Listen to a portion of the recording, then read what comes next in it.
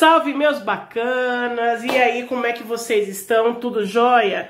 Eu sou a professora Fabi, Fabilosa, e hoje nós vamos falar os 5 coisas importantes sobre o imperialismo.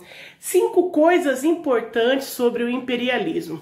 Nós temos que lembrar que o imperialismo do século XIX ocorreu no século XIX, né? E foi um movimento de domínio, conquista e exploração política e econômica das nações industrializadas. Quais foram essas nações?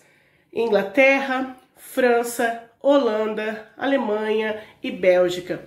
Já no decorrer do século XX, né, com o passar do tempo, surgiram os Estados Unidos, né, colonizando a América, e o Japão colonizando a Ásia. Então vamos à primeira coisa. A corrida imperialista. Ela se deu por vários objetivos, né? No entanto, os principais, vou citar 2, foi a busca por mercado consumidor, os produtos, né, que foram industrializados na segunda revolução industrial. Nesse período estava ocorrendo a segunda revolução industrial. Então, tudo que eu, potência imperialista, produzia, eu queria buscar alguém para comprar. Então, eu ia nessas regiões para fazer com que eles comprassem os meus produtos. E a exploração de matéria-prima, porque eu ia nesses locais colonizados, eu pegava a matéria-prima por um preço irrisório e depois transformava em um produto nas indústrias e vendia para esses países por um preço exorbitante. Então foram esses 2 motivos, né, principais, os objetivos, aliás, que foi, né, voltado para a corrida imperialista. Segunda coisa, a dominação ocorreu de 2 formas. Primeiro, teve a dominação política e econômica direta, onde eu, potência imperialista, daqueles países que eu citei agora há pouco, chegava lá com agressão e dominava e governava o local. E teve a dominação política e econômica indireta, onde eu, potência hegemônica, potência imperialista, eu contava com o apoio das elites da região, onde eu supostamente dava uma certa... um enaltecimento do ego daquela elite, falava, vocês são capazes, vocês têm o poder, vocês são os melhores. E ali fazia com que a elite governasse a região, e com isso o que acontecia? A elite governava de acordo com o que eu, potência imperialista, manipulava. Terceira coisa, a legitimação do domínio europeu imperialista sobre a África e sobre a Ásia. Como que se deu essa legitimação? Por meio das teorias raciais europeias que ocorreram no século XIX. As principais teorias raciais foram o evolucionismo social, que se deu em três partes, né, de evolução. Primeiro, você era bárbaro. Segundo, você era primitivo. E terceiro, civilizado. Nesse caso, o primeiro, que era bárbaro, eram os povos da África. O segundo, que era primitivo, os povos da Ásia. E os civilizados, logicamente, os europeus. Daí se classifica o eurocentrismo, tá? Europa como centro do universo. Diante do evolucionismo social, nós tivemos a missão civilizatória, onde o país, a região, a pessoa, o povo, a nação só seria desenvolvida, só seria civilizada se ela assimilasse a cultura europeia. Então, assim, se ela assimilasse a cultura europeia, ela iria alcançar um estágio civilizado, ou seja, chegaria no estágio 3, né? Porque os europeus, né, a Europa era o modelo ideal de civilização. Com isso surgiu o fardo do homem branco, né? O fardo do homem branco veio de um poema chamado Fardo do Homem Branco, do Kipling, né? Acho que é Rudyard Kipling, se não me engano, e ele fala sobre a situação da ascensão do poder branco, do homem branco, onde o homem branco ele teria a missão de civilizar o negro e o asiático, iria levar a cultura.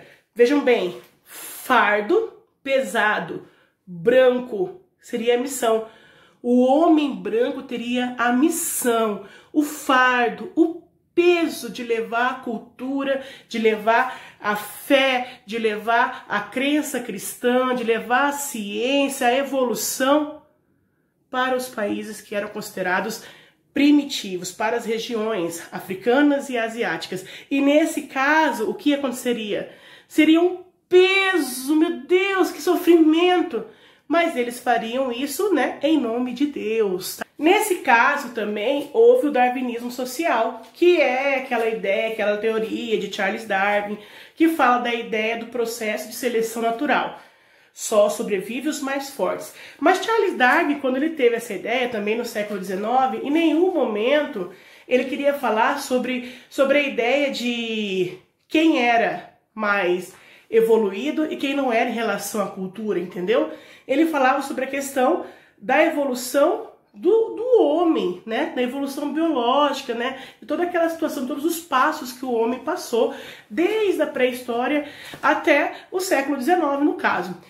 Mas essa teoria ela foi identificada de forma diferente, ou seja, somente as nações e as raças mais fortes seriam capazes de sobreviver. Por isso que chegou a ideia de darwinismo social. Então, assim, isso começou a fortalecer o capitalismo, a luta pela hegemonia, né, dos países, para ver quem era o mais forte.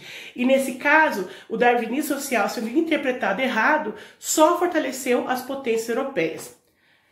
Quarta coisa importante sobre o imperialismo do século XIX era o quê?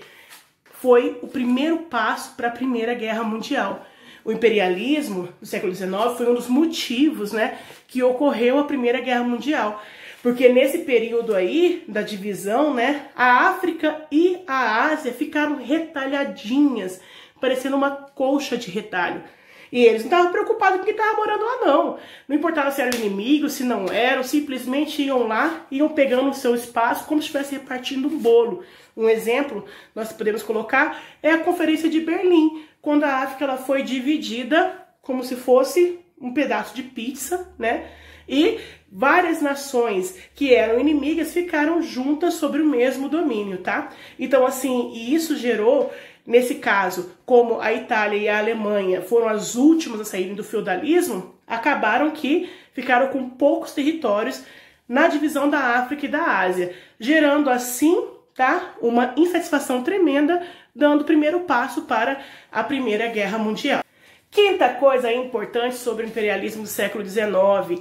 Vejam bem, nós estamos falando sobre tudo que aconteceu e as potências hegemônicas. No entanto, eu quero deixar bem claro que as regiões, né, os países que foram colonizados, neocolonizados da África e da Ásia, resistiram sim, e muitas vezes resistiram com violência.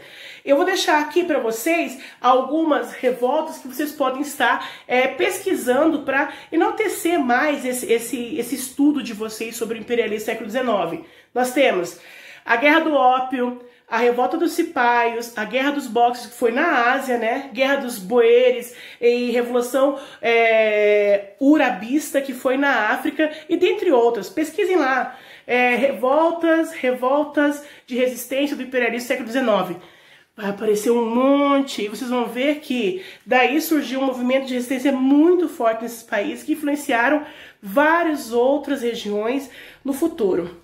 Então, meus bacanas, espero que tenham gostado. Nesse período de pandemia, juntos somos mais fortes. Então eu peço que vocês deem um like aí no nosso canal, se inscrevam também, compartilhem para ajudar a galera que estão sem aulas remotas, né? Porque nós sabemos que no Brasil nem todos têm acesso às aulas remotas, aulas por videoconferência, e nós estamos aqui para ajudar, porque ó, nós vamos aprender muitas coisas juntos, porque vai ficar tudo show de bola. Beijo para vocês, até a próxima aula sobre 5 coisas importantes sobre Primeira Guerra Mundial. Falou!